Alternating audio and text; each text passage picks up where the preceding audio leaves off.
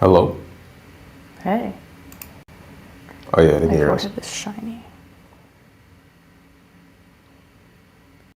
Do you want to wipe it off? No, it's my makeup, that's why. Okay, everybody, we're back. This is, I believe, part 8 of From Genesis to Revelation. And last episode, we left off in Leviticus chapter 12. Or well, we're going to start in Leviticus chapter 12. We left off in Leviticus chapter 11. And so I started the series because this is my wife here. And so she is not like all churched and trained up and knows all this and that. And so she's never read the Bible through in its entirety, right? So we get the opportunity to do so together. And I thought, or not really, God put the impression on me to just go ahead and do this as a live stream. So we're going to read from Genesis to Revelation together. And so this is going to be on YouTube and Facebook for rebroadcast. We're doing it live just because we can. But is there anything else I need to say? Well, thank you guys for joining us. And if you stick around, you're going to learn something new or maybe be put into remembrance of something you might have forgotten. But let me go ahead and share my screen so that we can get this Bible up for us to read together. And let me do this. Then I'll switch it around. Okay, there we go. But you need to come in a little bit. I do. That's all it goes. Okay, so we'll go ahead and begin. Her and I already prayed in off screen. But so we've just been reading the law. Very fun biblical information here.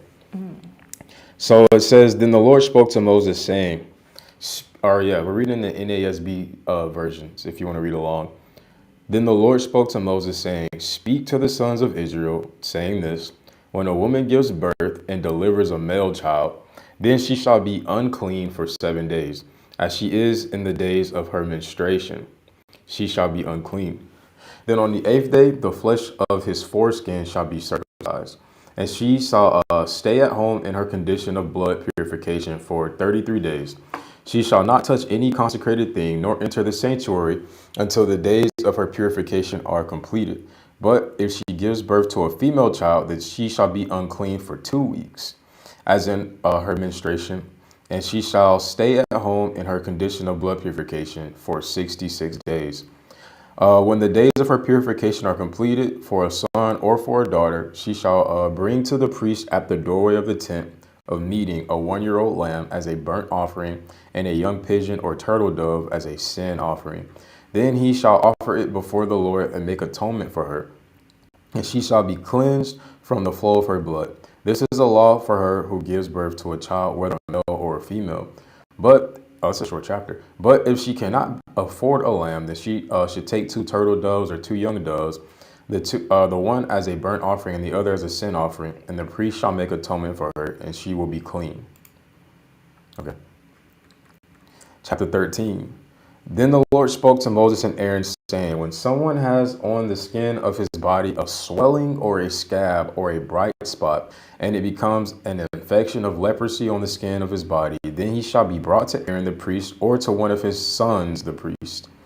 The priest shall look at the infected area on the skin of the body, and if the hair in the infection has turned white and the infection appears to be deeper than the skin of his body, it is an infection of leprosy. When the priest has looked at him, he shall pronounce him unclean. But if the bright spot is white on the skin of his body, and it does not appear to be deeper than the skin, the hair on it has not turned white, then the priest shall isolate the person who has the infection for 7 days. Then the priest shall look at him on the 7th day, and if in his eye the infection has not changed, and the infection has not spread on the skin, then the priest shall isolate him for 7 more days. The priest shall then look at him again on the 7th day, and if the infected area has faded and the infection was not spread on the skin, then the priest shall pronounce him clean. It is only a rash. And he shall wash his clothes and be clean. But if the rash spreads farther on the skin after he has shown himself to the priest for cleansing, he shall appear again to the priest. And the priest shall look, and if the rash has spread on the skin, then the priest shall pronounce him unclean. It is leprosy. When the infection of leprosy is on someone, then he shall be brought to the priest. The priest shall then look, and if there is a white swelling on the skin, and it has turned the hair white, and there is new raw flesh on in the swelling, it is a chronic leprosy on the skin of his body, and the priest shall pronounce him unclean, and he shall not isolate him, for he is unclean. Okay. If the leprosy breaks out farther on the skin, and the leprosy covers all of the skin of the person who has the infection from his head even to his feet, as far as the priest can see, then the priest shall look, and behold, if the leprosy has covered his entire body, he shall pronounce the one who has the infection clean. It has all turned to white, and he is clean. Let's see what this says in the King James Version.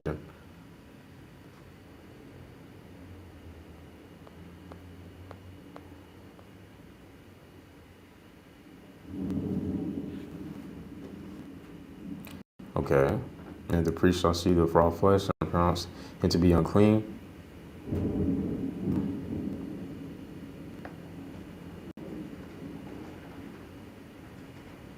Turns back, changes to white. Oh, that is what it Thundering and says. lightning outside. Okay. Maybe some of the lights will flash for us. Do you want to open the chats? No. Okay.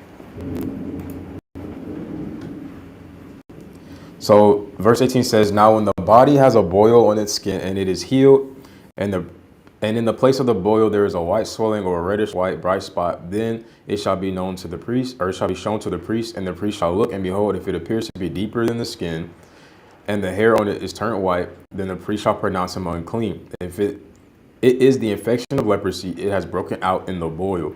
But if the priest looks at it, and behold, there are no white hairs in it, and it is not deeper than the skin and is faded, then the priest shall isolate him for 7 days. And if it spreads farther on the skin, then the priest shall pronounce him unclean. It is an infection. But if the bright spot remains in its place and does not spread, it is only the scar of the boil, and the priest shall pronounce him clean. Or if the body sustains in its skin a burn by fire, and the raw flesh of the burn becomes a bright spot, reddish white or white, then the priest shall look at it, and if the hair in the bright spot has turned white, and it appears to be deeper than the skin, it is leprosy. It has broken out in the burn. Therefore the priest shall pronounce him unclean. It is an infection of the leprosy. But if the priest looks at it, and indeed there is no white hair in the bright spot, and it is no deeper than the skin, but is dim, then the priest shall isolate him for 7 days. And the priest shall look at him on the 7th day. If it spreads farther in the skin, then the priest shall pronounce him unclean. It is an infection of leprosy. But if the bright spot remains in its place and has not spread in the skin, but is dim, it is a swelling from the burn. And the priest shall pronounce him unclean, for it is only a scar of the burn. Could you get me the thing that you put? Oh, yeah. You take or get it for both of us. Not sure if you guys can hear. That is insane. I've never seen it rain that hard. Boy, you were the one talking about some. It never rains here that much, huh? Yeah, not right now, really. Like, it'll get like this for, like, no longer than an hour usually, but I don't know. You haven't lived here for more than what? Whoa, look. You saw a flash? Yeah. Oh, my goodness. It goes over the mic part. And then you twist it. Oh, you got yours that quick? Yeah. Wow. Boom. I don't know if this will really do anything. It should a little bit, maybe. Okay. We left off in verse 29. It says, now if a man or woman has an infection on her head or on the beard, then the priest shall look at the infection, and if it appears to be deeper than the skin, and there is thin yellowish hair in it, then the priest shall pronounce him unclean. It is a scale. It is leprosy of the head or of the beard. But if the priest looks at the infection of the scale, and indeed it appears to be no deeper than the skin, and there is no black hair in it, then the priest shall isolate the person with the scaly infection for 7 days. And on the 7th day, the priest shall look at the infection. Why is it, like, explaining all this?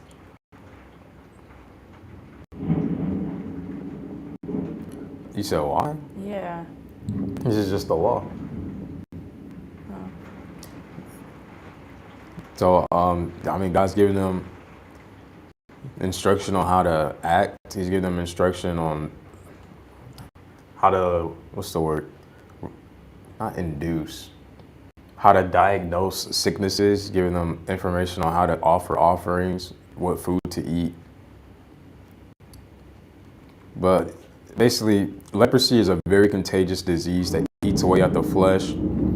And God gives them instruction on how to tell if it's leprosy or not, what to do to make sure it's leprosy or not, and then what to watch out for when it is leprosy. So moving on to chapter 14. Oh, I want to read this. It says, the law of cleansing a person with leprosy. Then the Lord spoke to Moses, saying, this shall be the law of the person with leprosy on the day of his cleansing. Now he shall be brought to the priest, and the priest shall go out to the place outside of the camp. Then the priest shall look, and if the leprous infection has been healed in the person with leprosy, then the priest shall give orders to take 2 live clean birds, cedar wood, a scarlet string, and hyssop for the one who is to be cleansed. The priest shall also give orders to slaughter the one bird in an earthenware vessel over running water.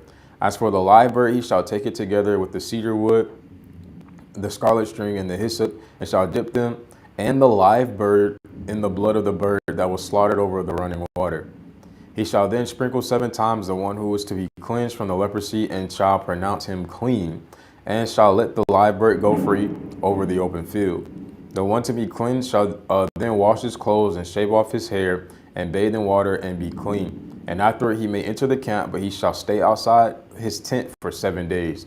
Then it shall be on the 7th day that he shall shave off all his hair. He shall shave his head and his beard and his eyebrows, even all his hair. He shall then wash his clothes and bathe his body in water and be clean. Now on the 8th day he is to take 2 male lambs without defect, and a yearling ewe lamb without a defect, and 3/10 of an ephah of fine flour mixed with oil as a grain offering, and 1 log of oil. And the priest who is going to pronounce him clean shall present the person to be cleansed and the offerings before the Lord at the door of the tent of meeting. Then the priest shall take the 1 male lamb and bring it as a guilt offering with the log of oil, and present them as a wave offering before the Lord. Next he shall slaughter the male lamb.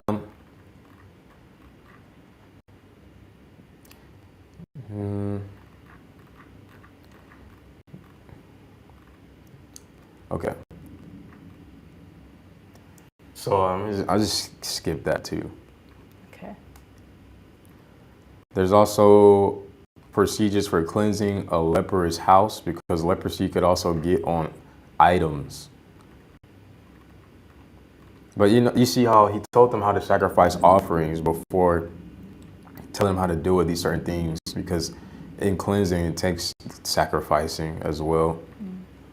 But they literally have, it says right here in verse 43, if, however, the spot breaks out again in the house after he has pulled out the stones and scraped the house, and after it has been replastered, then the priest shall come in and make an inspection. If he sees that the spot has indeed spread in the house, it is a malignant spot in the house. It is unclean. The owner shall therefore tear down the house, its stones, its timbers, and all the plaster of the house, and shall take them outside the city to an unclean place. So if you got leprosy in the house, all right, well, have fun reading that. Okay. Let's see what it says about cleansing unhealthiness. The Lord also spoke to Moses and to Aaron, saying, speak to the sons of Israel and say to them, when any man has a discharge from his body, his discharge is unclean. This, moreover, shall be his uncleanness in his discharge. It is his uncleanness whether his body allows its discharge to flow or whether his body obstructs its discharge. Every bed on which the man with the discharge lies becomes unclean, and everything on which he sits becomes unclean. Anyone, moreover, who touches his bed shall wash his clothes and bathe in water and be unclean until evening. And whoever sits on the thing on which the man with the discharge has been sitting shall wash his clothes and bathe in water and be unclean till evening.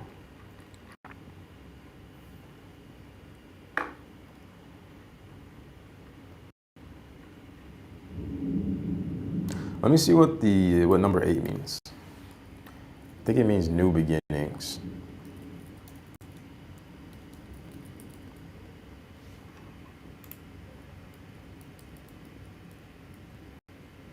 That's exactly what it means. Okay. So it's interesting because after somebody gets cleansed, they do like a 7 7-day type of quarantine or what have you. And then on the 8th day, they go and like offer a sacrifice to signify them, I guess like starting over, like, okay, back to what it was before. So, okay, let's jump to 25. Wait. No, it's not 25. Let's jump to 19. It says, when a woman has a discharge, if her discharge in her body is blood, she shall continue in her menstrual impurity for 7 days, and whoever touches her shall be unclean until evening. Everything also on which she lies during this period shall be unclean, and everything she sits on unclean. Anyone who touches her bed shall wash his clothes and bathe in water and be unclean until evening. Whoever touches any object which she sits shall wash his clothes and bathe in water and be unclean until evening. Whether it be on the bed or on the thing on which she is sitting, when he touches it, he shall be unclean until evening. If a man actually sleeps with her so that her menstrual impurity is on him, he shall be unclean 7 days, and every bed on which he lies shall be unclean. Now, if a woman has a discharge of her blood for many days, not at the period of her menstrual impurity, or if she has a discharge beyond that period, for all the days of her impure discharge, she shall continue as though in her menstrual impurity she is unclean. Any bed on which she lies all the days of her discharge shall be to her like her bed at menstruation, and every object on which she sits shall be unclean, like her uncleanness at the time. Likewise, whoever touches them shall be unclean, and shall wash his clothes and bathe in water, and be unclean until evening. When she becomes clean from her discharge, she shall count off for herself 7 days, and afterwards she will be clean. Then on the 8th day, she's going to offer offerings. Let's see what it says. Verse 31 says that, and so you shall keep the sons of Israel separated from their uncleanness, so that they will not die in their uncleanness by their defiling my tabernacle that is among them. This is a law for the one with a discharge, and for the man who has a seminal emission, so that he is unclean by it, and for the woman who is ill because of menstruation impurity, and for the one who has a discharge, whether a male or female, or a man who sleeps with an unclean woman. So that's why when the woman with the issue of blood did what she did, it was just like, what? That's crazy. Because even God's giving this to them now, but they were living under this same law, even when Jesus was ministering in that day, which is like 2,000 years later. Now the Lord spoke to Moses after the death of the 2 sons of Aaron, when they had approached the presence of the Lord and died. The Lord said to Moses, tell your brother Aaron that he shall not enter at any time into the holy place inside the veil before the atoning cover which is on the ark, or he will die. For I will appear in the cloud over the atoning cover. Aaron shall enter the holy place with a bull as a sin offering and a ram as a burnt offering. He shall put on the holy linen tunic, and linen undergarments shall be next to his body, and he shall be wrapped about the waist with the linen sash, and the linen turban wound around his forehead. These are holy garments. He shall bathe his body in water and put them on, and he shall take from the congregation of the sons of Israel 2 male goats as a sin offering and 1 ram as a burnt offering. Then Aaron shall offer the bull as a sin offering, which is for himself, so that he may make atonement for himself and for his household. He shall then take the 2 goats and present them before the Lord at the doorway of the tent of meeting. Aaron shall cast lots for the 2 goats, 1 lot for the Lord and the other lot for the scapegoat. Then Aaron shall offer the goat on which the lot for the Lord fell, and make it a sin offering. But the goat on which the lot of the scapegoat fell shall be presented alive before the Lord to make atonement upon it, to send it into the wilderness as the scapegoat. Then Aaron shall offer the bull of the sin offering, which is for himself, to make atonement for him and his house. He shall slaughter the bull as a sin offering. He shall then take a fire pan full of coals of fire from upon the altar before the Lord, and 2 handfuls of finely ground sweet incense, and bring it inside the veil. This is his procedures for entering into the Holy of Holies. He shall put the incense on the fire before the Lord, so that the cloud of the incense may cover the atoning cover that is on the ark of the testimony. Otherwise he will die. Moreover, he shall take some of the blood of the bull and sprinkle it with his finger on the atoning cover on the east side. Also in front of the atoning cover he shall sprinkle some of the blood with his fingers 7 times. Then he shall slaughter the goat of the sin offering, which is for the people, and bring its blood inside the veil, and do with its blood as he did with the blood of the bull, sprinkle it on the atoning cover and in front of the atoning cover.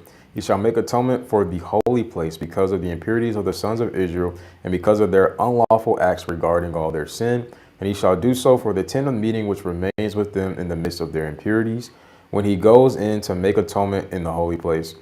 No one shall be in the tent of meeting until he comes out, so that he may make atonement for himself and his house and for all the assembly of Israel. Then he shall go out to the altar that is before the Lord and make atonement for it. He shall take some of the blood from the bull and some of the blood from the goat and put it on the horns of the altar on all sides. With his finger he shall sprinkle some of the blood. Okay. Verse. Then Aaron shall lay both of his hands on the head of the live goat and confess over it all the wrongdoings of the sons of Israel and all their unlawful acts regarding all their sin. And he shall place them on the head of the goat and send it away into the wilderness by the hand of a man who stands ready. So yeah, when they lay hands on the animals, it's like they're imparting their sin to the animal. Then the goat shall carry on itself all their wrongdoings to an isolated territory. He shall release the goat in the wilderness. This is the scapegoat. Then Aaron shall come into the tent of meeting and take off the linen garments which he put on when he went to the holy place, and shall leave them there. And he shall bathe his body with water in the holy place and put on his clothes and come out and offer his burnt offering and burnt offering for the people, make atonement for himself and for the people. Then he shall offer up and smoke the fat of the sin offering on the altar. The one who releases the goat as a scapegoat shall wash his clothes and bathe his body with water. Then afterwards he shall come into the camp. But the bull of the sin offering and the goat of the sin offering, whose blood was brought in to make atonement in the holy place, shall be taken outside of the camp, and they shall burn their hides, their flesh, and their refuse in the fire. Then the one who burns them shall wash his clothes and bathe his body with water, and afterwards he shall come into the camp.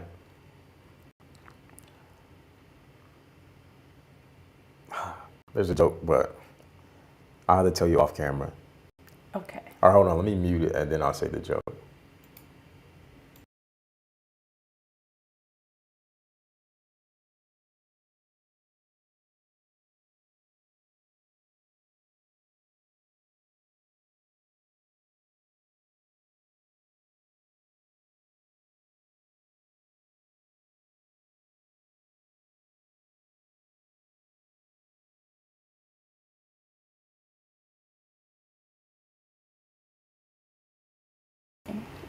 Okay. So picking up in verse 29, it says, "This shall be a permanent statute for you in the 7th month, on the 10th day of the month. You shall humble yourselves and not do any work, whether the native or the stranger who resides among you. For it is the day that the atonement shall be made for you to cleanse you. You will be clean from all your sins before the Lord." Verse 31, "It is to be a Sabbath of solemn rest for you, so that you may humble yourselves. It is a permanent statute. So the priest who was anointed and ordained to serve as priest in the Father's place shall make atonement. He shall put on the linen garments and do this. Now you shall say, or you shall have this as a permanent statute to make atonement for the sons of Israel for all their sins once every year.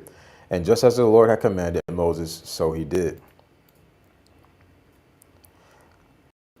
Then the Lord spoke to Moses, saying, "Speak to Aaron and to his sons, to all the sons of Israel, and say to them, this is what the Lord has commanded, saying, anyone from the house of Israel who slaughters an ox, lamb, goat in the camp, or slaughters it outside the camp, and has not brought it to the door of the tent of meeting to present it as an offering to the Lord in front of the tabernacle of the Lord, bloodshed is to be counted against the person. He has shed blood, and that person shall be cut off from among his people. This shall be done so that the sons of Israel will bring their sacrifices, which they were sacrificing in the open field, so that they will bring them to the Lord at the doorway of the tent of meeting to the priest, and sacrifice them as the sacrifices of peace offering to the Lord. The priest shall sprinkle the blood on the altar of the Lord at the doorway of the tent of meeting, and offer up the fat offering and smoke. And they shall no longer offer their sacrifices to the goat demons, which, what does it say? Okay. Goat idols, which they play prostitute. Okay. This shall be a permanent statute to them throughout their generations. Then you shall say to them, anyone from the house of Israel or from strangers who reside among them, who offers a burnt offering or sacrifice and does not bring it to the doorway of the tent of the meetings to offer it to the Lord, that person shall be cut off from his people. So God's basically telling them not to make your own sacrifices outside of the, where you're supposed to, the tent of meeting and in front of the tabernacle or tent of the Lord, because if there's anybody other than the priest that's doing that, they must be offering it to an idol. Okay. So, and anyone from the house of Israel or from the strangers who reside among them who eats any blood, I will set my face against that person who eats the blood and will cut him off from among his people. For the life of the flesh is in the blood, and I have given it to you on the altar to make atonement for your souls. For it is the blood by reason of the life that makes atonement. Therefore I said to the sons of Israel, no person among you may eat blood, nor may any stranger who resides among you eat blood. So when anyone from the sons of Israel or from the strangers who reside among them while hunting catches an animal or a bird which may be eaten, he shall pour out its blood and cover it with dirt. For as for the life of all flesh, its blood is identified with its life. Therefore I said to the sons of Israel, you are not to eat the blood of any flesh, for the life of all flesh is its blood. Whoever eats it shall be cut off.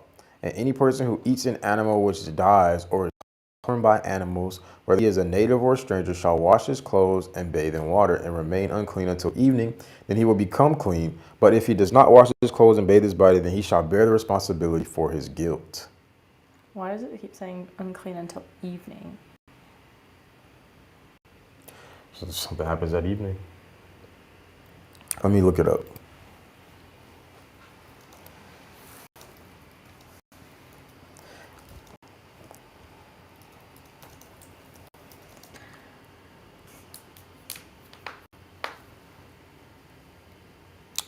Oh, it says Jewish people mark sunset as the end of one day and the beginning of the next.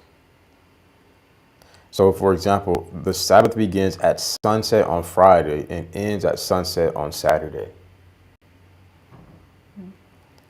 So when he's saying unclean until evening, it's like unclean till the next day. Uh-oh.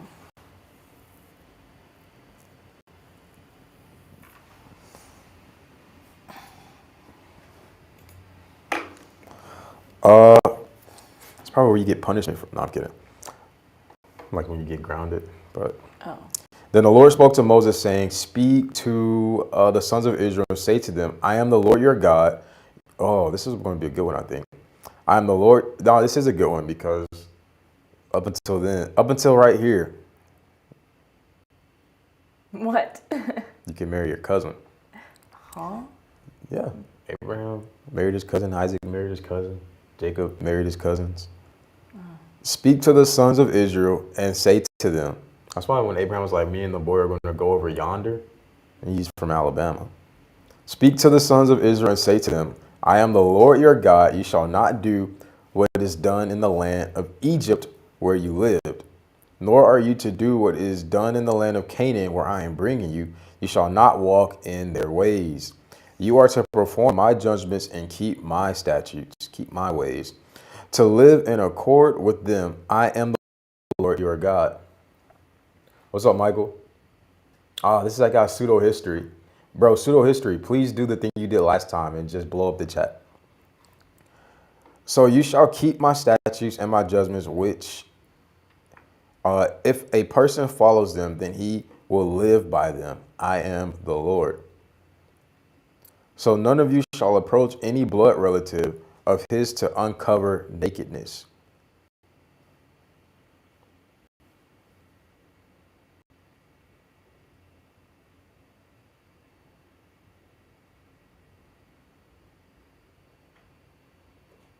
I'll think about that later. It's more to uncover nakedness than what it means here, I believe. Because it said of Noah's son Ham that he uncovered his father's nakedness. But let me see. Ham. Covered.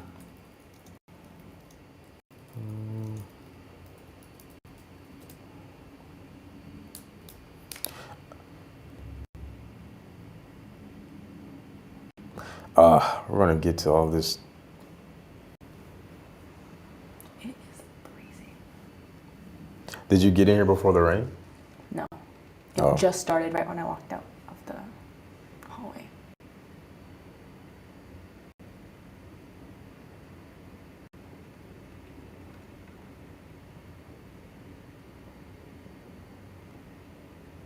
See, that's what I'm thinking then.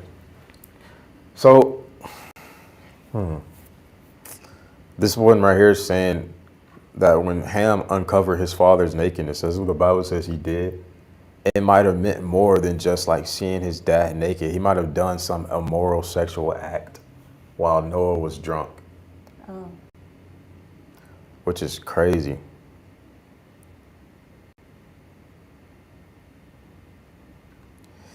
But maybe I'm thinking too far into that because it does also say he saw his father naked or uncovered his nakedness, but also told his brothers. So either way, it was something he did that was lame as a son. But I refuse to believe it went as far as him doing some sexual act to Noah. Nevertheless, let's get back to Leviticus 18:6. None of you shall approach any blood relative of his to uncover nakedness. I am the Lord. You shall not uncover the nakedness of your father, that is the nakedness of your mother. She is your mother, you are to not uncover her nakedness. You shall not uncover the nakedness of your father's wife, it is your father's nakedness. As for the nakedness of your sister, either your father's daughter or your mother's daughter, whether born in the household or born outside the household, you shall not uncover their nakedness. Okay, even if you don't want to take it to the idea of like being sexually active with a person of your blood, well, if I want to say what I'm assuming about Noah and his son's Ham incident, where Ham just saw his father naked, I'd have to then believe also that included with not having sex with him, God's also telling us here that you're not supposed to see your blood relatives naked.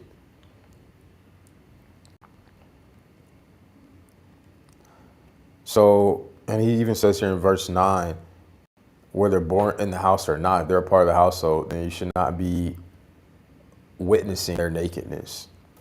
It's verse 10, it says, the nakedness of your son's daughter or your daughter's daughter, their nakedness you shall not uncover, for their nakedness is your own. The nakedness of your the nakedness of your father's wife's daughter born to your father, she is your sister, you shall not uncover her nakedness. Verse 12, you shall not uncover the nakedness of your father's sister, she is your father's blood relative. You shall not uncover the nakedness of your mother's sister, for she is your mother's blood relative. You shall not uncover the nakedness of your father's brother. You shall not approach his wife, she is your aunt. You shall not uncover the nakedness of your daughter-in-law, she is your son's wife. You shall not uncover her nakedness. You shall not uncover the nakedness of your brother's wife. It is your brother's nakedness. You shall not uncover the nakedness of a woman and of her daughter, nor shall you take her son's daughter or her daughter's daughter to uncover her nakedness. They are blood relatives. It is an outrageous sin. And you shall not marry a woman in addition to her sister as a second wife while she is alive to uncover her nakedness. Also, you shall not approach a woman to uncover her nakedness during her menstrual impurity.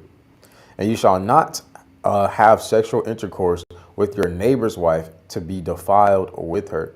You shall not give any of your children to offer them to Moloch, nor shall you profane the name of your God. I am the Lord. You shall not sleep with a male as one sleeps with a female. It is an abomination. Also, you shall not have sexual intercourse with any animal to be defiled with it, nor shall any woman stand before an animal to mate with it. It is a perversion.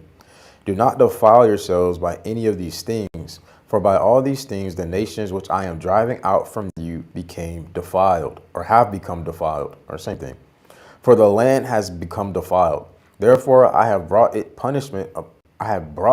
punishment upon it, so the land has vomited out its inhabitants. But as for you, you are to keep my statutes and my judgments, and you shall shall not do any of these abominations, neither the native nor the stranger who resides among you. For the people of the land who were there before you did all these abominations, and the land has become defiled. So that the land will not vomit you out, you should not, yeah. So that the land will not vomit you out should you defile it, as it has vomited out the nations which was there before you. See, basically sin causes you to lose hold of whatever you own. Even if it's, I guess right here I'll say, especially property. For whoever does any of these abominations, those persons who do so shall be cut off from among their people. So you are to keep your commitment to me, not to practice any of the abominable customs which have been practiced before you, so that you do not defile yourselves with them. I am the Lord your God. So moving on to chapter 19, verse 1. Then the Lord spoke to Moses, saying, speak to all the congregation of the sons of Israel and say to them, you shall be holy, for I am the Lord your God. Oh, wait, said that wrong. You shall be holy, for I, the Lord your God, am holy. Every one of you shall revere his mother and his father, and you shall keep my Sabbaths. I am the Lord your God. Do not turn to idols or make for yourselves cast metal gods. I am the Lord your God. Or I'm saying that wrong probably too. It's like he's saying, I am the Lord your God. So don't go making these things. Now, when you offer a sacrifice of peace offerings to the Lord, you shall offer it so that you may be accepted. It shall be eaten on the same day you offer it and on the next day, but what remains until the third day shall be burnt with fire. So if it is eaten at all on the third day, it is unclean, it will not be accepted. And everyone who eats it will bear the consequences for his guilt, because he has profaned the holy thing of the Lord, and that person shall be cut off from his people. Now, when you reap the harvest of your land, you shall not reap to the very edges of your field, nor shall you gather the gleanings of your harvest. And you shall not glean your vineyard, nor shall you gather the fallen grapes of your vineyard. You shall leave them for the needy and for the stranger. I am the Lord your God. You shall not steal, nor deal falsely, nor lie to one another. You shall not swear falsely by my name, so as to profane the name of your God. I am the Lord. You shall not oppress your neighbor nor rob him. The wages of a hired worker are not to remain with you all night until morning. You shall not curse a person who is deaf, nor put a stumbling block before a person who is blind, but you shall revere your God. I am the Lord. You shall not do injustice in judgment. You shall not show partiality to the poor, nor give preference to the great, but you are to judge your neighbor fairly. You shall not go about as a slanderer among your people, and you are not to jeopardize the life of your neighbor. I am the Lord. You shall not hate your fellow countrymen in your heart. You may certainly rebuke your neighbor, but you are not to incur sin because of him. You shall not take vengeance, nor hold a grudge against the sons of your people, but you shall love your neighbor as yourself. I am the Lord. You are to keep my statutes. You shall not crossbreed two kinds of your cattle. You shall not sow your field into two kinds of seed, nor wear a garment of two kinds of material mixed together. Don't be tacky. Okay, now if a man has sexual relations with a woman who is a slave acquired for another man, but who has in no way been redeemed or given her freedom, there shall be punishment. They shall not, however, be put to death because she was not free. He shall bring his guilt offering to the Lord to the door of the tent of meeting, a ram as a guilt offering, and the priest shall do what he got to do. Verse 23, now when you enter the land and plant all kinds of trees for food, then you shall count their fruit as forbidden. For 3 years it shall be forbidden to you, it shall not be eaten. And in the 4th year all the fruit shall be holy, an offering of praise to the Lord. But in the 5th year you shall eat its fruit, so that its yield may increase for you. I am the Lord your God. You shall not eat any meat with the blood. You shall not practice divination nor soothsaying. You shall not round off the hairline of your heads, nor trim the edges of your beard. You shall not make any cuts in your body for the dead, nor make any tattoo marks on yourselves. I am the Lord. Do not profane your daughter by making her a prostitute, so that the land does not fall into prostitution, and the land does not become full of outrageous sin. You shall keep my Sabbaths and revere my sanctuary. I am the Lord. That's a good verse right there. And revere my sanctuary. You know those videos that are going viral, people jumping on the pews and messing up the chairs? in the middle of the sanctuary? There's like people, they like run and just jump into it as like an invitation to come to church. It's no reverence for the sanctuary. I want to go back to so God's giving them instructions on what not to do and what to do in accordance to this is what those people in the land are doing. And this is why I am giving the land to you, because they're doing outrageous sins. They're defiling themselves and they're defiling the land by doing these things. And so I'm causing the land to spew them out. And so a part of this is he's making sure when they get there that they already know, don't make cuts on your body for the dead, nor make any tattoo marks on yourself in reference to for the dead. He's saying, for I am the Lord. And so obviously, you've seen those videos, or people still even do practices like that for today. They do these things in honor of the dead. So moving back to where we were, verse 31, do not turn to mediums or spiritists. Do not seek them out to be defiled by them. I am the Lord your God. You shall stand up in the presence of the gray-headed and honor elders, and you shall fear your God. I am the Lord. Even that's something, right? When an old person comes around, honor them. Stand up as well. When a stranger resides with you in your land, you shall not do him wrong. The stranger who resides with you shall be to you as the native among you, and you shall love him as yourself, for you were strangers in Egypt. I am the Lord your God. You shall not do wrong in judgment, in measurement of weight or volume. You shall have accurate balances, accurate weights, an accurate ephah, and an accurate hin. I am the Lord your God who brought you out of the land of Egypt. So that one's talking about in doing business, buying and selling. Don't do wrong in your pricing, and think of it like that. They're probably trading more so like, okay, I'll give you this much for this thing right here. I'm like, okay, and then you know what people do. Verse 37. So you shall keep all my statutes and all my ordinances and do them. I am the Lord. Then the Lord spoke to Moses, saying, you shall also say to the sons of Israel, anyone from the sons of Israel or from the strangers residing in Israel who gives any of his children to Moloch shall certainly be put to death. The people of the land shall stone him with stones. I will also set my face against that man and will cut him off from among his people, because he has given some of his children to Moloch, so as to defile my sanctuary and to profane my holy name. If the people of the land, however, should ever disregard that man when he gives any of his children to Moloch, so as to not put him to death, then I myself will set my face against that man and against his family. Dang. So now the family gets involved. If the people refuse to stone the God, he says, and I will cut them off from among their people,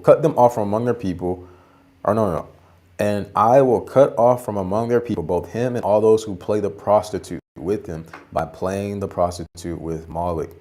As for the person who turns to mediums and to spiritists to play the prostitute with them, I will also set my face against that person and will cut him off from among his people. You shall consecrate yourselves, therefore, and be holy, for I am the Lord your God. So you shall keep my statutes and practice them. I am the Lord who sanctifies you. So what did I want to say? I wanted to talk about how God's basically calling, like, idol worship. We have to see it as prostituting yourself.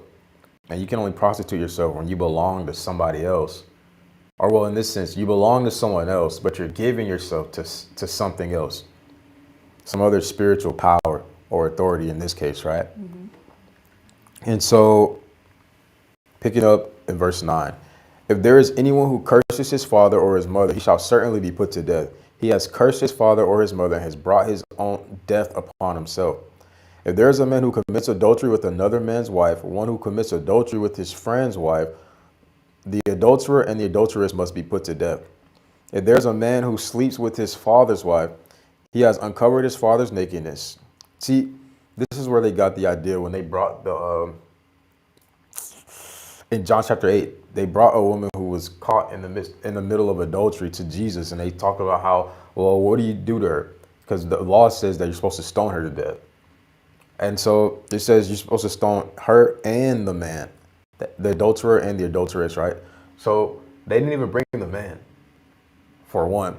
But then for two, they're right, according to the law, right? It says stone the person, but Jesus doesn't stone the person.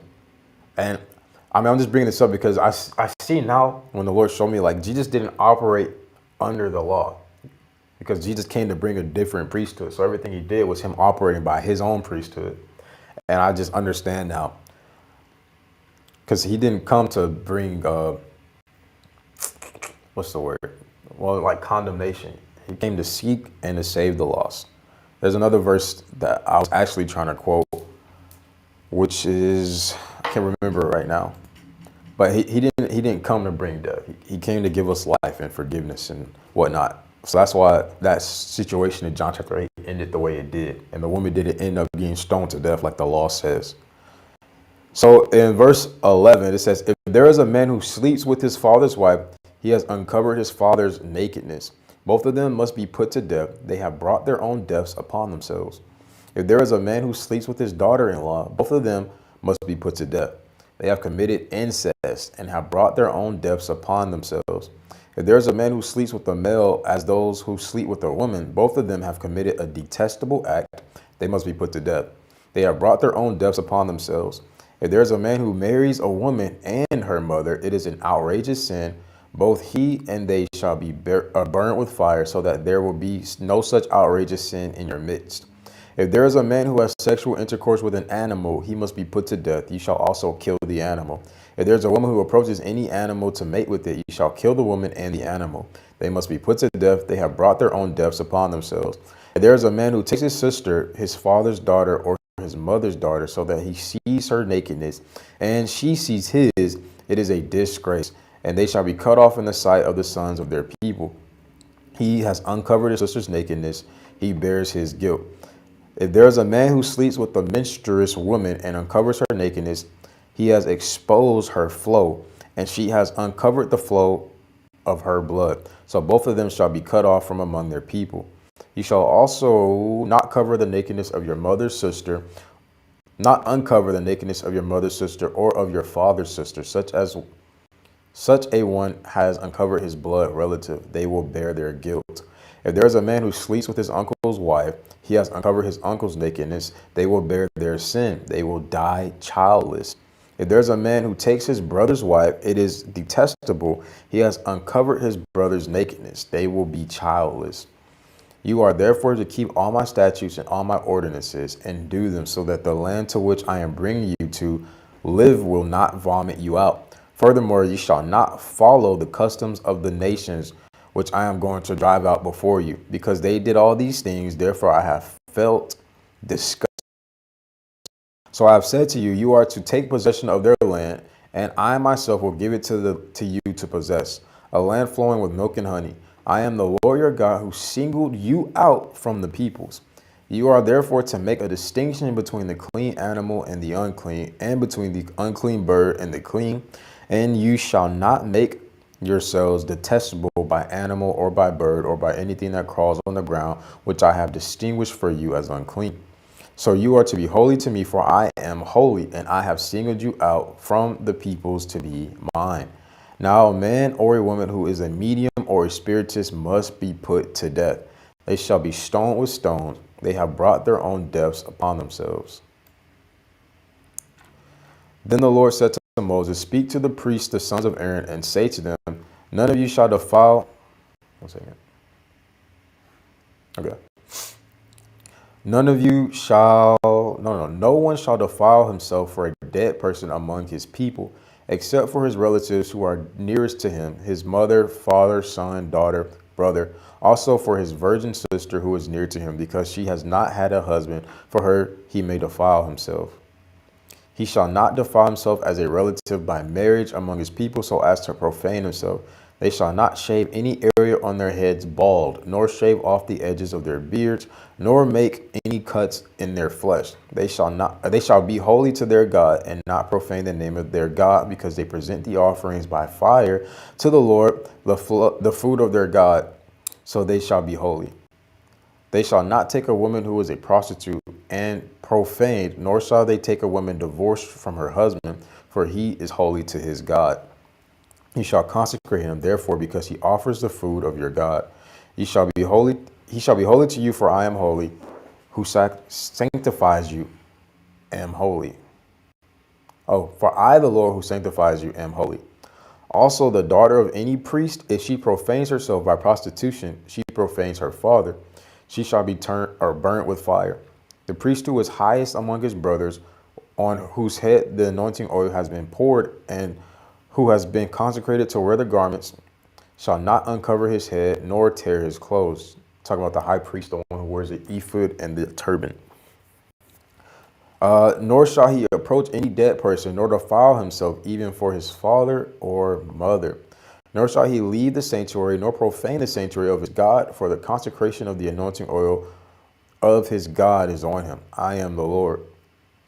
He shall take a wife in her virginity, a widow or a divorced woman, or one who is profaned by prostitution. These he shall not take, but rather he is to marry a virgin of his own people, so that he will not profane his children among his people, for I am the Lord who sanctifies them. Then the Lord spoke to Moses, saying, Speak to Aaron, saying, None of your descendants throughout their generations who has an impairment shall approach to offer the food of his God. For no one who has an impairment shall approach, a man who is blind, or one who limps, or one who has a slit nose, or one with any conspicuous feature, or someone who has a broken foot or hand, or a contorted back, or one who is dwarf, or has a spot in his eye, or a festering rash, or scabs, or crushed testicles. No man among the descendants of Aaron, the priest who has an impairment, is to come forward to offer the Lord's offerings by fire, since he has an impairment. He shall not come forward to offer the food of his God. He may eat the food of his God, but of the most holy and of the holy, only he shall not come up to the veil or approach the altar, since he has an impairment, so that he does not profane my sanctuaries, for I am the Lord who sanctifies them. So Moses spoke to Aaron and to his sons and to all the sons of Israel. Then the Lord spoke to Moses, saying, Tell Aaron and his sons to be careful with the holy gifts of the sons of Israel, which they dedicated to me, so as not to profane my holy name. I am the Lord. Say to them, Any man among all of your descendants throughout your generations who approaches the holy gifts, which the sons of Israel consecrated to the Lord, while he has an uncleanness, that person shall be cut off from my presence. I am the Lord. No man of the descendants of Aaron who has a leprosy or has a discharge may eat of the holy gifts until he is clean. And one who touches anything made unclean by a corpse, or man who has a seminal emission, or a man who touches any swarming thing by which he is made unclean, or touches any person by whom he is made unclean, whatever his uncleanness, a person who touches any such thing shall be unclean until evening, and shall not eat of the holy gifts unless he has bathed his body in water. But when the sun sets, he will be clean, and afterward he may eat of the holy gifts, for it is his food. He shall not eat any animal. He shall not eat an animal which dies or is torn by animals, becoming unclean by it. I am the Lord. They shall therefore perform their duty to me, so that they do not bear sin because of it, and die by it because they profane it. I am the Lord who sanctifies them. No layman, however, is to eat the holy gift. A foreign resident with the priest or a hired worker shall not eat the holy gift. But if a priest buys a slave as his property with his money, that person may eat of it, and those who are born in his house may eat of his food. If a priest's daughter is married to a layman, she shall not eat of the offering of the holy gifts. But if a priest's daughter becomes a widow or divorced and has no child and returns to her father's house in her youth, she may eat of her father's food, but no layman shall eat of it. If, however, someone eats a holy food unintentionally, then he shall add to it a fifth of it, and shall give the holy food to the priest. And they shall not profane the holy gift of the sons of Israel, which they offer to the Lord, and thereby bring upon themselves punishment for guilt by eating their holy gifts. For I am the Lord who sanctifies them. So he's telling people who are not of the tribe of Levi, because only the tribe of Levi are the people that God's appointed to be the priest. And so the priests get to eat of the offerings, which are the holy gifts, is what he's referring to. So he's saying anybody that's not born in the house of the priest should not eat of the priest's food. pretty much. Then the Lord spoke to Moses, saying, Speak to Aaron and to his sons and to all the sons of Israel, and say to them, anyone of the house of Israel or the strangers in Israel who present his offering. So you know what it means by strangers, right? People who are not Israelites but have joined the nation of Israel. Okay. So, in other words, aliens. Oh, is that like, because there is that word in the Bible too, aliens. Yes. Okay. So there's a thing that they could do in order to like be welcomed among them. But if that was the case, they have to also abide by the law. And so he's saying, not only speak to the sons of Israel, speak to the strangers in Israel who present offerings, whether it is any of their vows or any of their voluntary offerings, which they present to the Lord as a burnt offering. For you to be accepted, it must be a male without defect from the cattle, the sheep, or the goats. Whatever has a defect, you shall not offer, for it will not be accepted for you. When someone offers a sacrifice of peace offerings to the Lord to fulfill a special vow or for a voluntary offering of the herd or of the flock, it must be without defect to be accepted. There shall be no defect in it.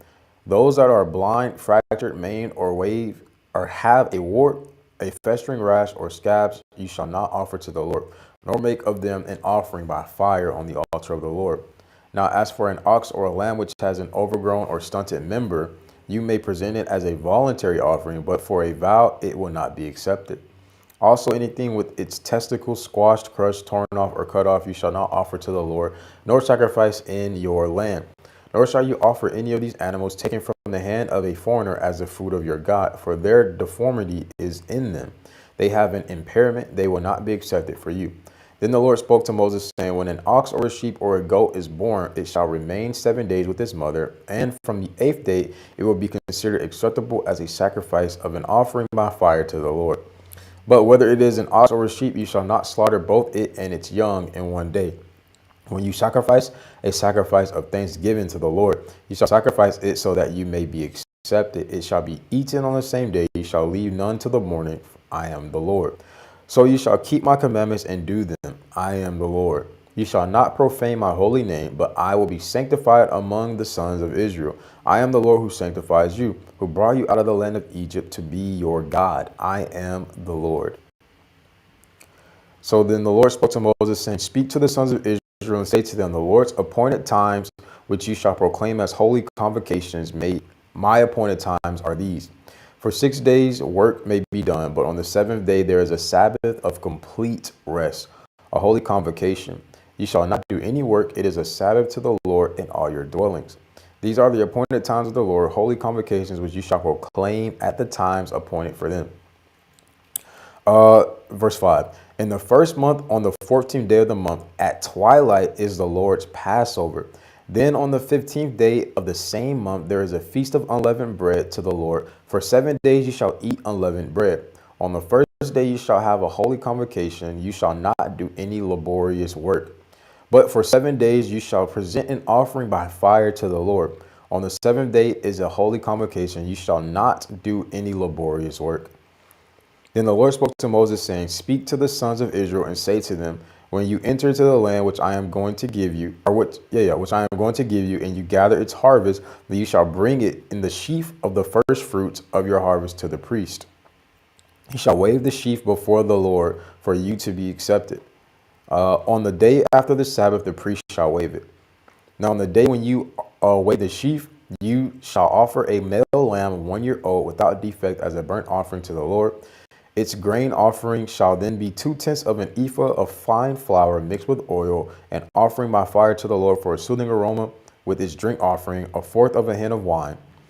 Until this very day, until you have brought in the offering of your God, you shall eat neither bread nor roasted grain nor new produce. It is to be a permanent statute throughout your generations in all your dwelling places. You shall also count for yourselves from the day after the Sabbath, from the day when you brought in the sheaf of the wave offering. There shall be 7 complete Sabbaths. You shall count 50 days to the day after the 7th Sabbath. Then you shall present a new grain offering to the Lord. You shall bring in from your dwelling places 2 loaves of bread as a wave offering made of 2/10 of an ephah. They shall, okay. How many are here? Let's skip to verse 22. When you reap the harvest of your land, moreover, you shall not reap to the very edges of your field, nor gather the gleaning of your harvest. You are to leave them for the needy and the stranger. I am the Lord your God. So you'll hear Jonathan say this, where even when God gives you a harvest, you're not even supposed to consume all of your harvest. There's a portion that you're supposed to leave for people in need. So there's a portion of what you bring in that's supposed to be for charity. Not the tithe, but there's a portion of what you are given that's supposed to be charitable. Verse 23 says, Again the Lord spoke to Moses, saying, Speak to the sons of Israel, saying, In the 7th month, on the first of the month, you shall have a rest, a reminder by blowing of trumpets, a holy convocation. You shall not do any laborious work, but you shall offer an offering by fire to the Lord. Then the Lord spoke to Moses, saying, On exactly the 10th day of this 7th month, and this is the day of atonement. It shall be a holy convocation for you, and you shall humble yourselves and present an offering by fire to the Lord. You shall not do any work on this very day, for it is a day of atonement to make atonement on your behalf before the Lord your God. If there is any person who does not humble himself on this very day, he shall be cut off from his people. As for any person who does any work on this very day, that person I will eliminate from among his people. You shall not do any work. It is to be a permanent statute throughout your generations in all your dwelling places. So wherever you go, it is to be a Sabbath of complete rest for you, and you shall humble yourselves on the 9th of the month of at evening. From evening until evening, you shall keep your Sabbath. Oh, we just read that. Again, the Lord spoke to Moses, saying, Speak to the sons of Israel, saying, On the 15th of this 7th month is the feast of booths for 7 days to the Lord. On the first day is a holy convocation. You shall not do any laborious work. For 7 days you shall present an offering by fire to the Lord. On the 8th day you shall have a holy convocation and present an offering by fire to the Lord. It is an assembly. You shall not do any laborious work. These are the appointed times of the Lord, which you shall proclaim as holy convocations to present offerings by fire to the Lord, burnt offerings, grain offerings, sacrifices, drink offerings. Each day's matter on its own day. Besides those of the Sabbaths of the Lord, and besides your gifts, and besides all your vows and voluntary offerings which you give to the Lord. On exactly the 15th day of the 7th month, when you have gathered in the crops of the land, you shall celebrate the feast of the Lord for 7 days, with a rest on the first day and a rest on the 8th. Now on the first day you shall keep for yourselves the foliage of beautiful trees, palm branches, and branches of trees with thick branches, and willows of the brooks, and you shall rejoice before the Lord for 7 days. You shall celebrate it as a feast to the Lord for 7 days in the year. It shall be a permanent statute throughout your generation. You shall celebrate it in the 7th month. Okay. Verse 42, you shall live in booths for 7 days. All the native born in Israel shall live in booths, so that your generations may know that I had the sons of Israel live in booths when I brought them out from the land of Egypt.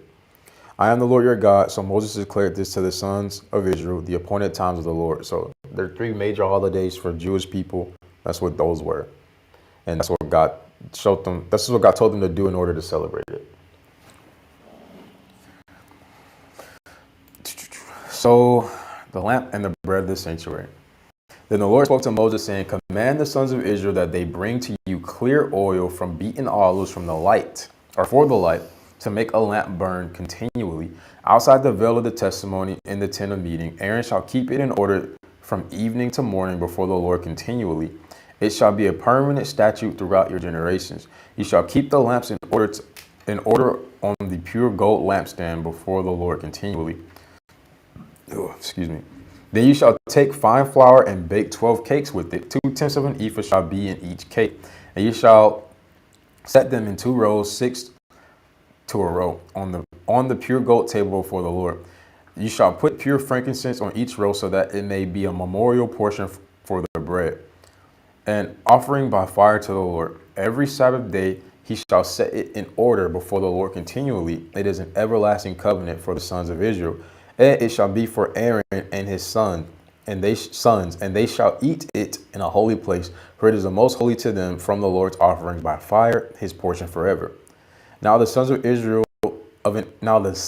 of an Israelite woman, his father was an Egyptian. went out among the sons of Israel, and the Israelite women's sons and an Israelite man had a fight within the camp. And the son of the Israelite woman blasphemed the name and cursed. So they brought him to Moses. So there's a son of an Israelite woman, but his father was an Egyptian man. Now he went out, walking around town, and then this other woman's son, who is also a Jew, and let me read that again. And the Israelite woman's son, okay, and another guy had a fight with that lady's son, whose father is an Egyptian. So it says, and the son of the Israelite woman blasphemed the name and cursed him. So the guy whose father is an Egyptian blasphemed God's name. So they brought him to Moses. Now his mother's name was Shalomith. Shalom. Peace what? What's her name mean? Peace with God. Or... No, I want you to look it up. Oh. I'm not asking you. Shalomith. This is Leviticus 24 11. at the end of 11, yeah.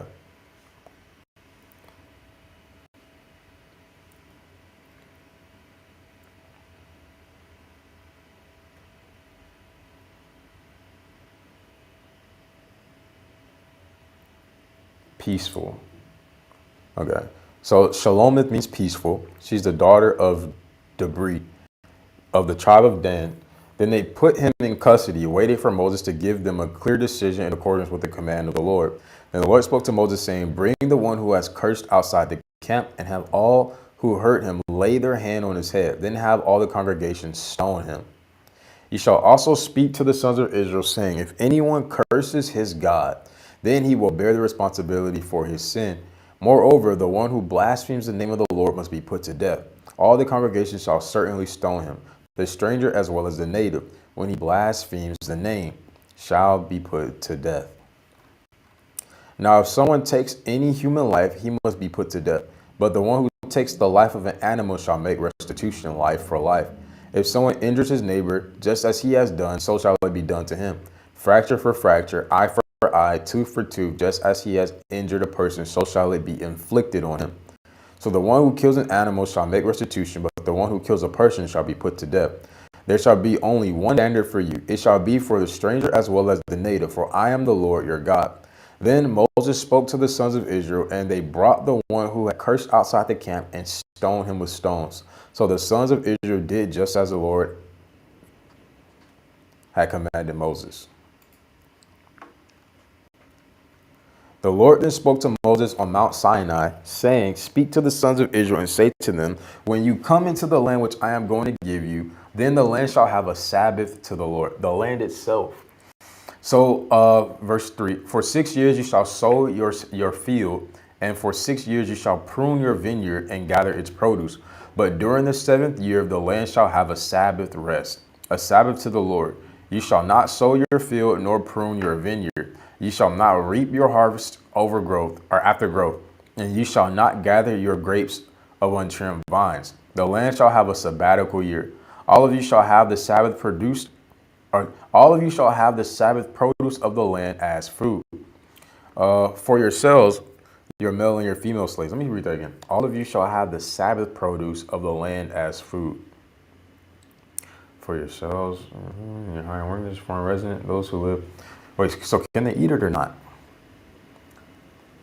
For 6 years you shall sow your field, and for 6 you shall prune your vineyard and gather its produce. But during the 7th year the land shall have a Sabbath to the Lord. You shall not sow nor prune your vineyard. You shall not reap your harvests after growth. It says, and you shall not gather your grapes or untrimmed vines. The land shall have a sabbatical year. All of you shall have the Sabbath produce of the land as food. For yourselves, your male, blah, blah, blah. Okay. Even your cattle and the animals that are in your land shall have all its produce to eat. You are also to count off 7 Sabbaths of years for yourselves, 7 times 7 years, so that you have the time of the 7 Sabbaths of years. This is the 49 years. You shall then sound a ram's horn abroad on the 10th day of the 7th month, and on the day of atonement you shall sound a horn all throughout your land.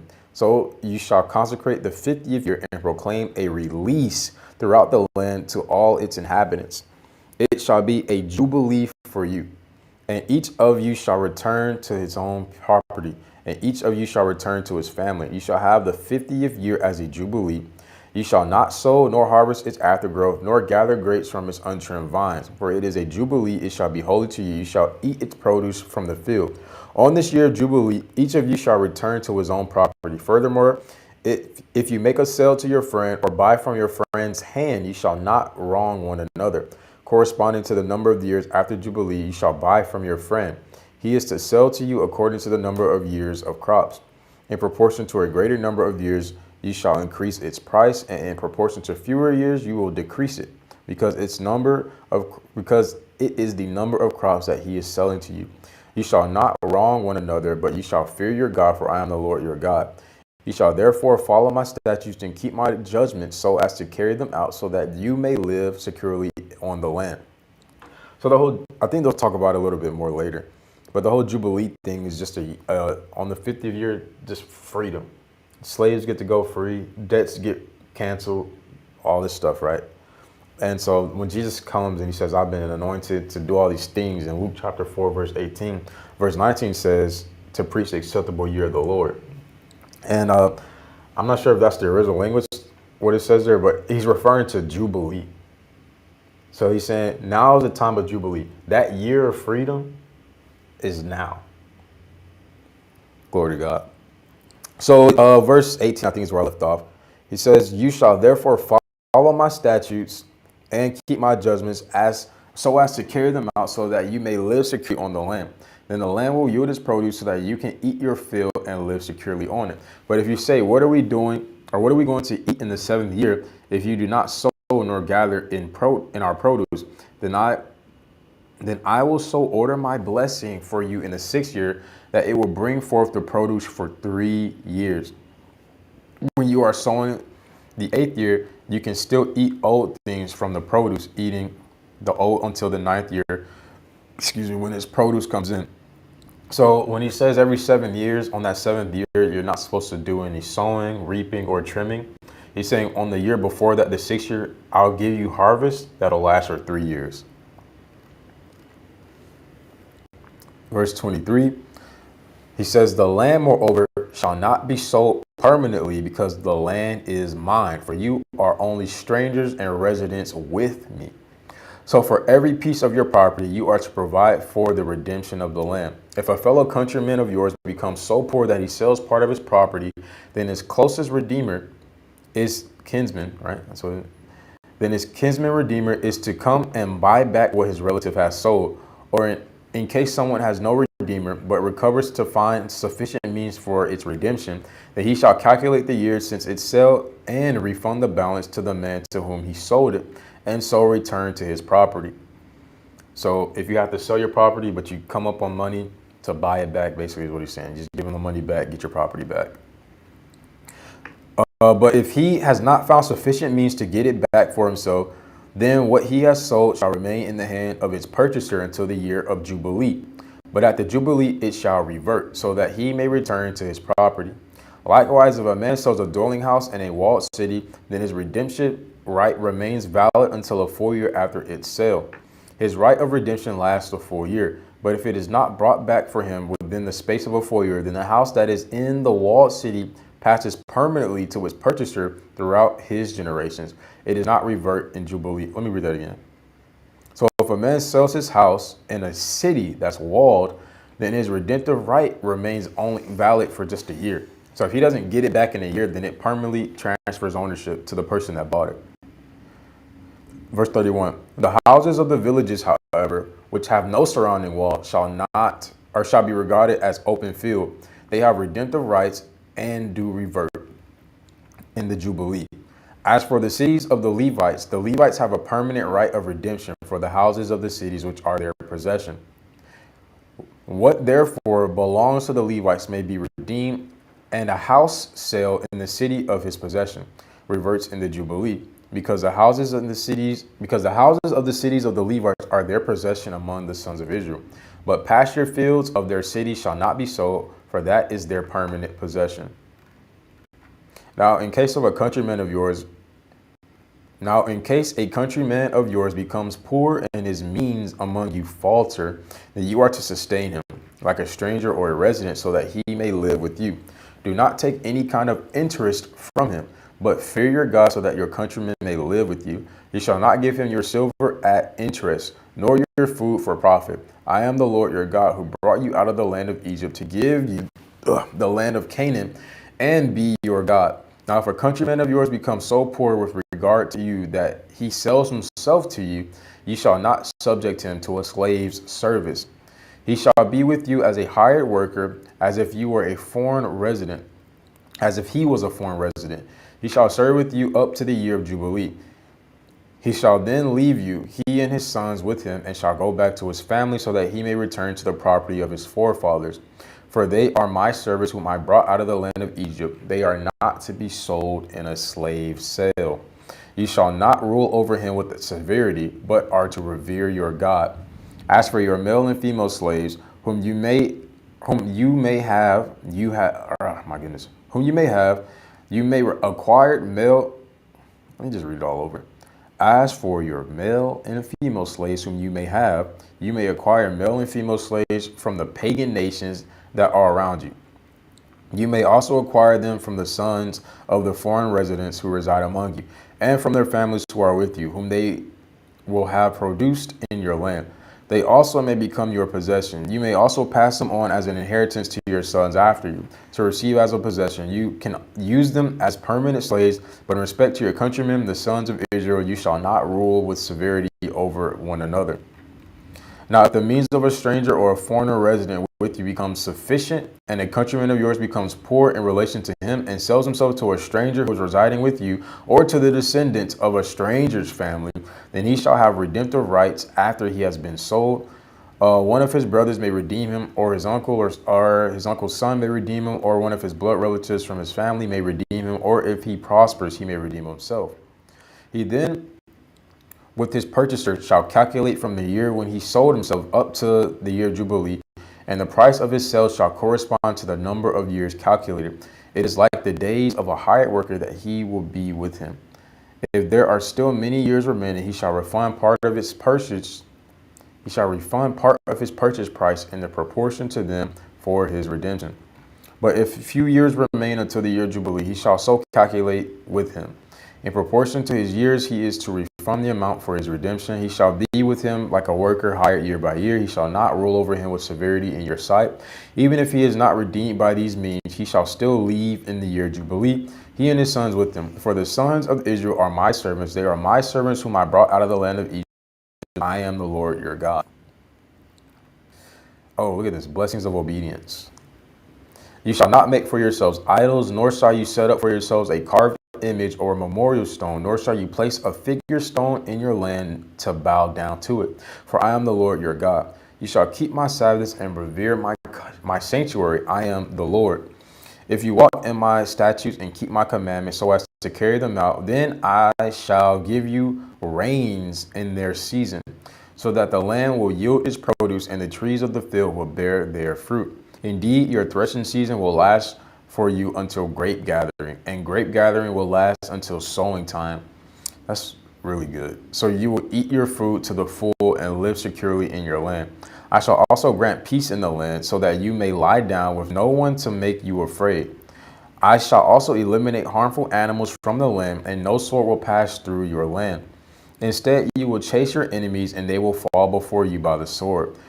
5 of you will chase 100, and 100 of you will chase 10,000, and your enemies will fall before you by the sword. So I will turn toward you and make you fruitful and multiply you, and I will confirm my covenant with you. And you will eat the old supply and clear out the old because of the new. Moreover, I will make my dwelling among you, and my soul will not reject you. I will also walk among you and be your God, and you shall be my people. I am the Lord your God who brought you out of the land of Egypt, so that you would not be their slaves. And I broke your yoke and made you walk upright. But if you do not obey me and do not carry out all these commandments, if instead you reject my statutes, and if your soul loathes my ordinances so as to not carry out all my commandments, but rather to break my commandments, I in turn will do this to you. We got to start reading this along with Deuteronomy 28. He says, I will summon a sudden terror against you. Consumption and fever will make the eyes fail and the soul languish. Also, you will sow your seed uselessly, for your enemies will eat it. And I will set my face against you so that you will be defeated before your enemies, and those who hate you will rule over you, and you will flee when no one is pursuing you. If also after these things you do not obey me, then I will punish you 7 times more your sins. I will also break down your pride of power, and I will make your sky like iron and your earth like bronze. So it won't be any rain for you, and it'll be basically the earth will be like, you won't be able to do agriculture. Your strength will be consumed uselessly, for your land will not yield its produce, and the trees of the land will not yield their fruit. Yet if you show hostility toward me and are unwilling to obey me, I will increase the plague on you 7 times according to your sins.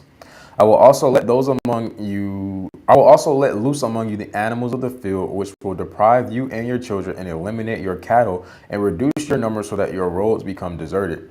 And if by these things you do not learn your lesson regarding me, but you show hostility toward me, then I in turn will show hostility towards you, and I, even I, will strike you 7 times for your sins. I will also bring upon you a sword which will execute vengeance for the covenant. And when you gather together into your cities, I will send plagues among you so that you will be handed over to the enemy. When I break your staff of bread, 10 women will bake one. Oh my goodness. When I break your staff of bread, 10 women will bake your bread in one oven, and they will bring back your bread in ration amount so that you will eat and not be satisfied. Yet if in spite of this you do not obey me, but act with hostility against me, then I will act with wrathful hostility against you. And I, for my part, will punish you 7 times for your sins. Further, you will eat the flesh of your sons, and you will eat the flesh of your daughters. I then will destroy your high places and cut down your incense altars and pile your remains on the remains of your idols, for my soul will loathe you. I will turn your cities into ruins as well as make your sanctuaries desolate, and I will not smell your soothing aromas. And I will make the land desolate so that your enemies who settle in it will be appalled at it. You, however, I will scatter among the nations, and I will draw out a sword after you, as your land becomes desolate and your cities become ruins. Then the land will restore its Sabbaths all the days of the desolation, while you are in your enemy's land. Then the land will rest and restore its Sabbaths. All the days of its desolation, it will have the rest which it did not have on your Sabbaths while you were living on it. As for those among you who are left, I will also bring despair into their hearts in the lands of their enemies, and the sound of a scattered leaf will chase them. And even when no one is pursuing, they will flee as though from the sword, and they will fall. They will then stumble over each other as if running from the sword. Although no one is pursuing, and you will have no strength to stand before your enemies. This is what happens to wicked people or sinful people. But these are wicked, sinful people because they're refusing to repent. This actually happens to them too, by the way. All these things, God allows all these things to come about because of their, what's the word? I'll just say sin.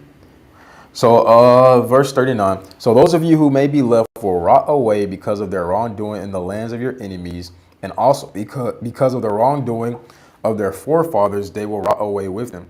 But if they confess their wrongdoing and the wrongdoing of their forefathers in their unfaithfulness which they committed against me, and also in their acting with hostility against me, I also was acting with hostility against them to bring them into the land of their enemies. Or if their uncircumcised heart is humbled so that they then make amends for their wrongdoing, then I will remember my covenant with Jacob, and I will remember also my covenant with Isaac and Abraham as well. And I will remember the land, for the land will be abandoned by them, and will restore its Sabbaths while it is made desolate without them. They, meanwhile, will be making amends for their wrongdoings because they rejected my ordinances, and their soul loathed my statutes. Yet in spite of this, when they are in the land of their enemies, I will not reject them, nor will I so loathe them as to destroy them, because my covenant with them, for I am the Lord their God. But I will remember for them the covenant with their ancestors, whom I brought out of the land of Egypt in the sight of the nations, so that I might be their God. I am the Lord. These are my statutes and ordinances and laws which the Lord established between himself and the sons of Israel through Moses on Mount Sinai. Sinai. Yeah, so it's actually crazy. He's saying, okay, if you guys choose to reject me, I'm just going to wrathfully reject you. So Leviticus 27, verse 1.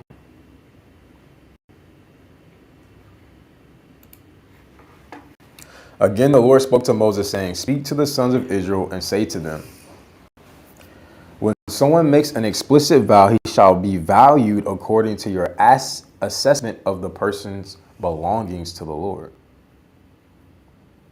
Let me say that again. Speak to the sons of Israel and say this to them. When someone makes an explicit vow, he shall be valued according to your assessment of persons belonging to the Lord. If your assessment is of a male from 20 years even to 60 years old, then your assessment shall be 50 shekels of silver by the shekels of the sanctuary.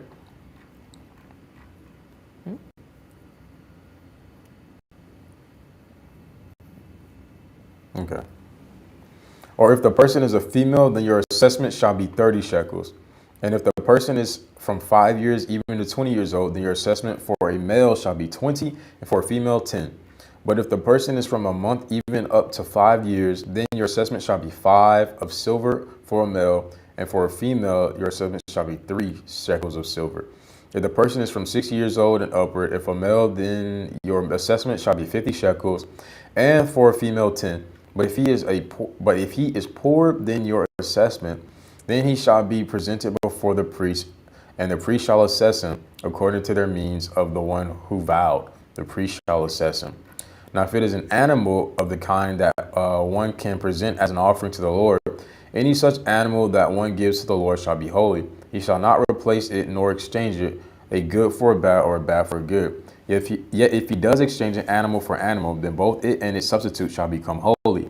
If, however, it is an unclean animal of any kind which one does not present as an offering to the Lord, then he shall place the animal before the priest, and the priest shall assess it, either good or bad, as the priest assesses. That's how it'll be. But if he should ever want to redeem it, then he shall add a fifth of it to his assessment. Now, if someone consecrates his house as holy to the Lord, then the priest shall assess it as either good or bad. As the priest assesses it, so shall it stand. Yet if the one who consecrates it should want to redeem his house, then he shall add a fifth of your assessment price to it, so that it may be his. Again, if someone consecrates to the Lord part of the field of his own property, then your assessment shall be proportionate to the seed needed for it. A omer of barley seed at 50 shekels of silver. If he consecrates his field as for 1 year of Jubilee, according to your assessment, it shall stand. If he consecrates his field after the Jubilee, however, then the priest shall calculate the price for him proportionate to the year that... Okay. I don't want to skip too much. Let's go to verse 24. In the year Jubilee, the field shall return to the one from whom he bought it, to whom the possession of the land belongs. Every assessment of yours, moreover, shall be by the shekel of the sanctuary. The shekel shall be 20 gerahs.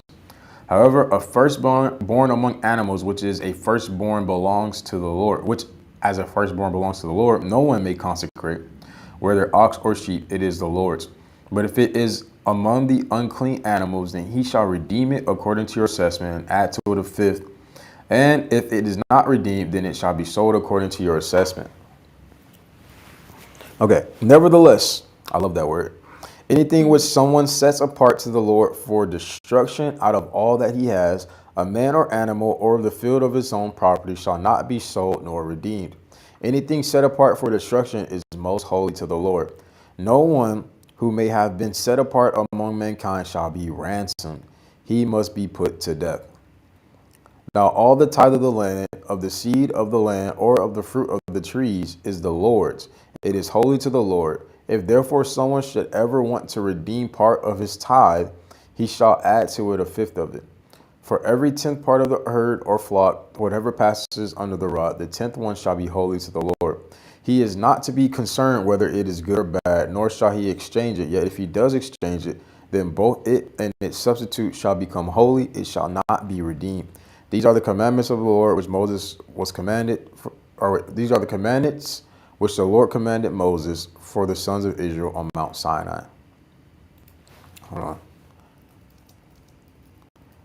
Leviticus 27. Yep, right here.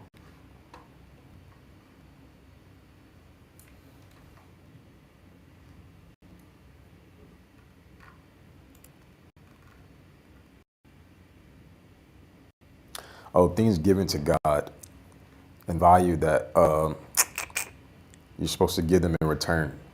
Okay. Oh, we made it to Numbers. Nice. Oh. I wasn't aware that Leviticus 27 was the last chapter. So let me read chapter 1. Leviticus was like very. Never mind. Numbers is the same way for a big part of it. No.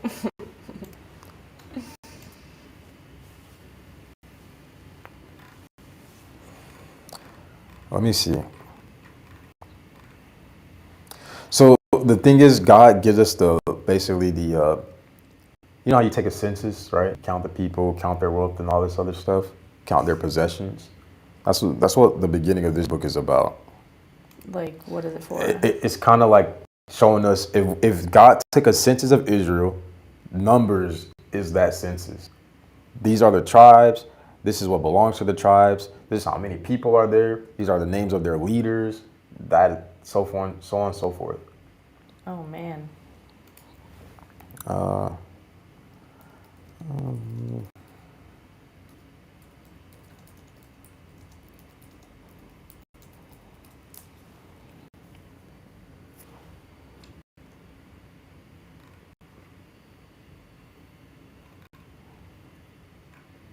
Let me see.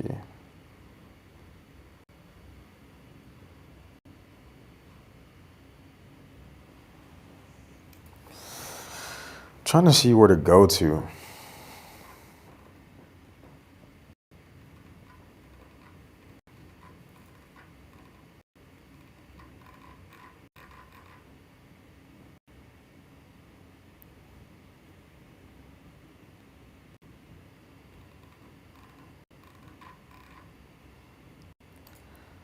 Duties of the concubines, on defilement, the adultery.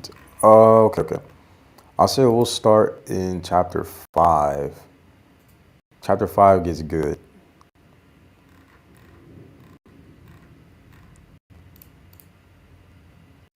Yeah. Okay.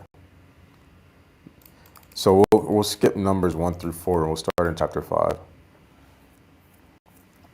Next episode. Oh, we've only been 1 hour and 38 minutes for this one. I feel to end it though. All right, you guys.